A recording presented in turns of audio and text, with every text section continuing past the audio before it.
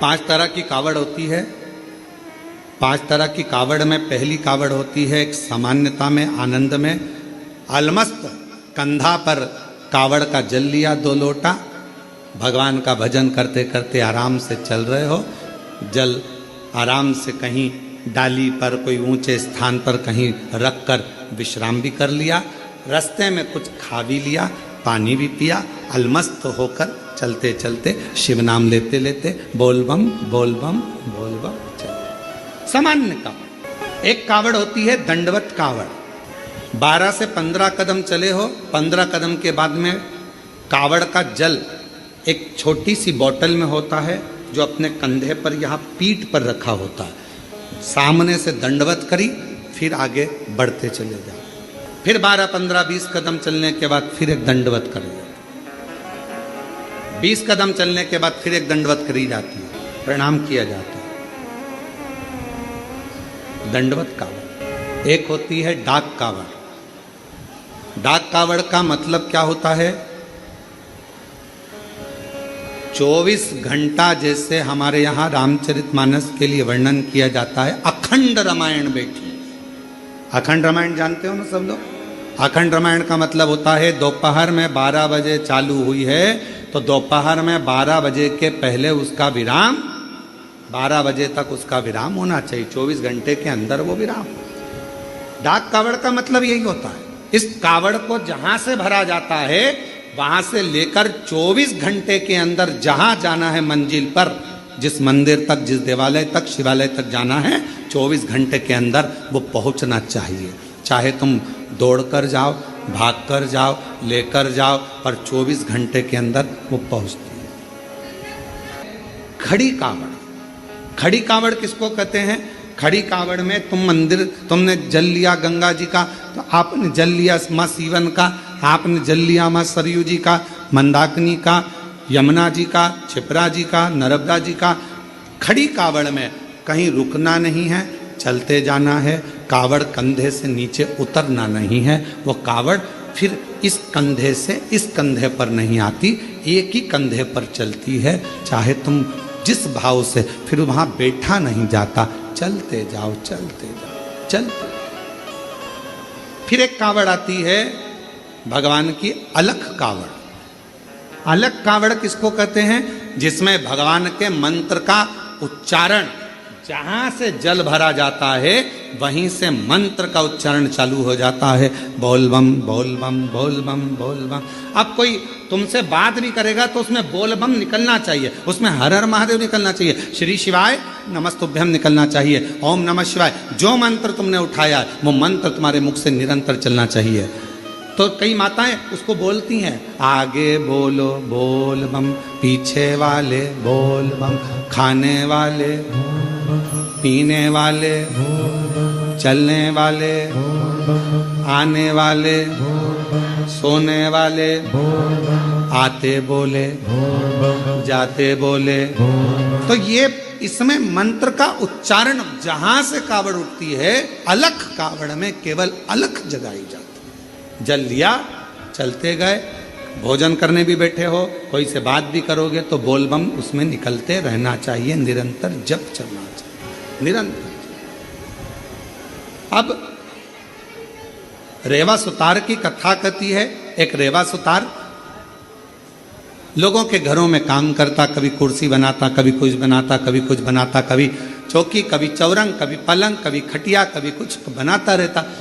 परिस्थिति का ठीक नहीं था, उसके पास में इतना धन नहीं था, इतना वैभव नहीं था उसके पास, इतना चले जा रहा। एक दिन निकल गया, 2 दिन निकल गया, 4 दिन निकल गए, घर में अन्न का दाना नहीं पहुंचा रेवा सुतार के। रेवा सुतार के यहाँ जब अन्न का दाना नहीं पहुंचा, बहुत दुखी था।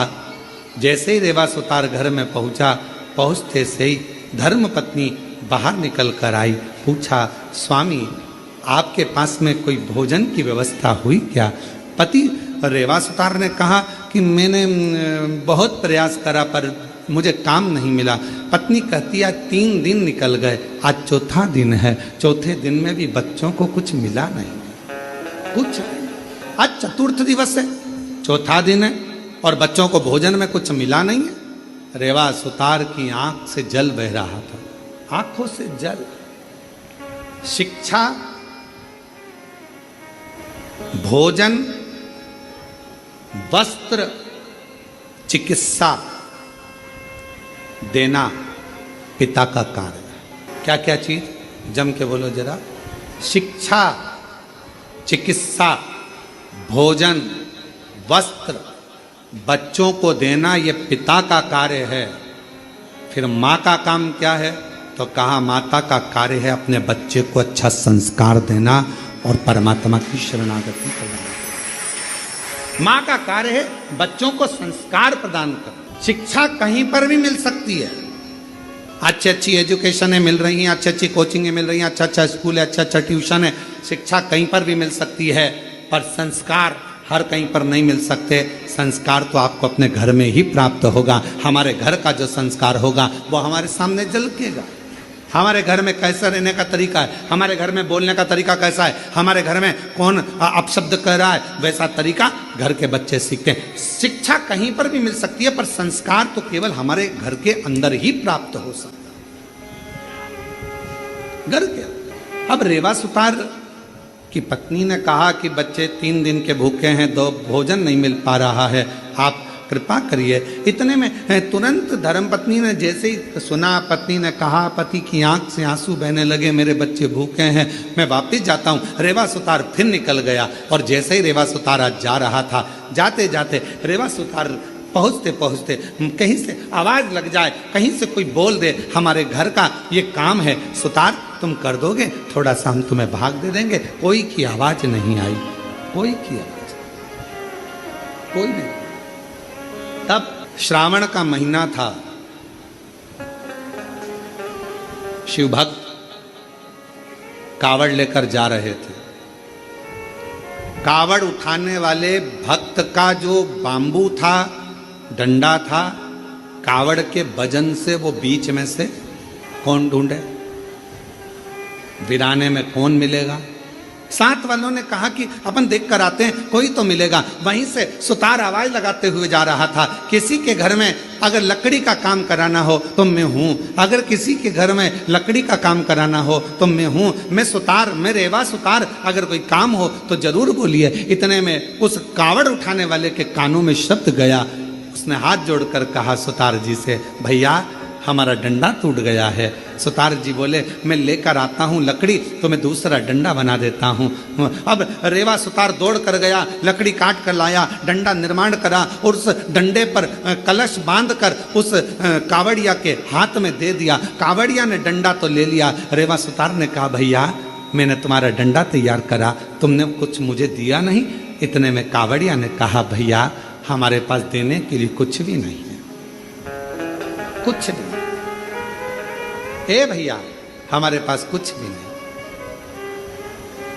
भैया हम जल लेकर चले थे ना, वहां से हमारे पास में जो भी था सब छूट गया, हमारे पास कुछ नहीं। ए भैया, रेवा सुतार की आंख में से जल बहने लगा। अब भोजन भी नहीं, बच्चों को काम किया तो पैसा भी नहीं। रेवा सुतार ने मन में सोचा, इससे तो अच्छा है कि मैं भी इनके साथ कावड़ भर रहे चले, घर जाऊंगा, पत्नी कहेगी बच्चे भूखे हैं, भोजन कहाँ से लाऊंगा, क्या करूंगा। पर अपनी पत्नी और बच्चों के पीठ दिखाकर भागना ये भी अच्छी बात नहीं। रेवा सुतार ने सोचा, एक काम करता हूं, अगली बार कावड़ भरने जाऊंगा, अभी तो मैं अपने घर जाता हूं। चलते चलते रेवा सुतार जब घर की ओर चले, चलते चलते जैसे ही कावड़िए की कावड़ का डंडा कलश भगवान देवाधिदेव महादेव के पास पहुंचा, जल समर्पित किया, समर्पित करते से ही देवाधिदेव महादेव ने सबसे ज्यादा सराहना उस रेवा सुतार की करी। उस रेवा गया, मेरे देवाधिदेव महादेव करुणा करने वाले, 2 लोटा 1 डंडा लेकर उसी कावड़िए का रूप रखकर रेवा सुतार के दरवाजे पर पहुंच गए। आवाज लगाई, ए रेवा सुतार, ए रेवा सुतार। रेवा सुतार ने कहा, कौन है भैया? जो आकर देखा तो जिसका तो मैंने डंडा तैयार करा था, जिसकी कावड़ मैंने तैयार करी थी, वो कावड़िया जा रहा था, डंडा टूट गया था। कावड़ का डंडा टूटने पर मैंने तैयार करा था। भैया क्या बात है? इतने में उस कावड़िए ने कहा, भैया रेवा सुतार, तुम्हारे को हमने दक्षिणा में, तुमने हमारा डंडा ठीक करा था, उसका शुल्क नहीं दे पाए थे, इसलिए हम ये 2 लोटे 1 डंडा कावड़ का तुम्हें दिए जाते हैं, अब तुम इसको रखना, यही हमारा तुम्हारा शुल्क है।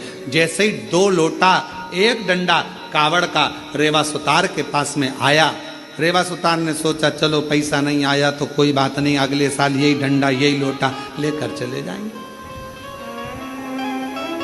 नहीं आया तो कोई बात, रख दिया कावड़ का लोटा और डंडा। पत्नी से कहा मैं जाता हूं, दूसरा दिन था। अलख लगाई, किसी के यहाँ काम हो तो बताओ, बढ़ई का काम कराना हो, सुतारी का काम कराना हो, लकड़ी का काम कराना हो तो बताओ। कोई नहीं। इतने में पत्नी ने विचार करा, बच्चों को 5 दिन से खाना नहीं मिला, कोई भोजन व्यवस्था नहीं होती है, कुछ नहीं है, तो एक काम करती हूँ, ये दोनों लोटा जल का है, इन लोटे के जल को निकाल कर इसको अच्छा साफ कर कर इन्हीं लोटों को बेच देती हूँ और थोड़ा सा अन्न भाग ले आती। पत्नी ने जैसे ही लोटे के अंदर हाथ डालकर लोटे को राख से मांजने का प्रयास करा, राख लगते से ही लोटे के अंदर से खन्न आवाज आई। जो खन्न आवाज आई, पत्नी ने सोचा ना जाने इसमें क्या भरा है। जो पत्नी ने उल्टा करा, उसमें से एक सोने की गिन्नी सिक्का निकल कर सामने, एक सिक्का सोने का। पत्नी ने सिक्का देखा, दौड़ती दौड़ती पल्लू में बांध कर रेवा सुतार के पास गई। तुम जो लोटा लेकर आए थे, ना जाने किसने क्या दे दिया था, उसमें सोने का सिक्का है, चलकर देखो। पति ने जाकर जो देखा सोने का सिक्का, ना जाने बेचारा किसका रह गया, जाकर देता हूं। सिक्का लेकर दौड़ पड़े। दूसरा दिन फिर आया, पत्नी ने फिर लोटे को मांजने का प्रयास करा, सोने का सिक्का फिर गिर जाता। फिर पत्नी उस सिक्के को लेकर जाती, पति उस सोने के सिक्के को ढूंढता उस कावड़िया को देने के लिए, पर उसको क्या मालूम कि वो कावड़िया नहीं था, मेरा महादेव स्वयं कावड़िया बनकर आया था, जो देखकर चले गया था। दुनिया के लोगों को ये ना लगे कि कावड़िया जाते हैं हम सेवा करते हैं, कावड़िया जाते हैं हम पानी पिलाते हैं, कावड़िया जाते हैं हम खाना खिलाते हैं, कावड़िया जाते हैं हम उनकी सेवा संभाल करते हैं। नाना शिव महापुराण की कथा कहती है, जो शंकर का नाम लेकर बोल बम बोलकर जो जल भरकर चलता है, वो अकेला नहीं रहता, उसकी सेवा करने के लिए मेरा महादेव खुद चलता है, खुद चलता। रेवा सुतार धनपति, वैभवपति, सत्तापति, करोड़पति बन गया। कावड़ लेकर शिव के मंदिर जाता रहा, हर वर्ष जाता रहा, हर वर्ष। मेरी जीजियों, मेरे जीजाओं, बेटियों, बेटाओं, मेरी माताओं, मेरे भाई, कुबेरेश्वर बाबा की कावड़ भरना तो बाबा से ये मत कहना कि एक बार भरने आई हूं। बाबा इतना भंडार भरना, हर साल सावन के महीने में कुबेरेश्वर धाम आऊं और कावड़ भरकर, हर साल आऊं, हर वर्ष तेरे दरवाजे पर, ऐसी कृपा।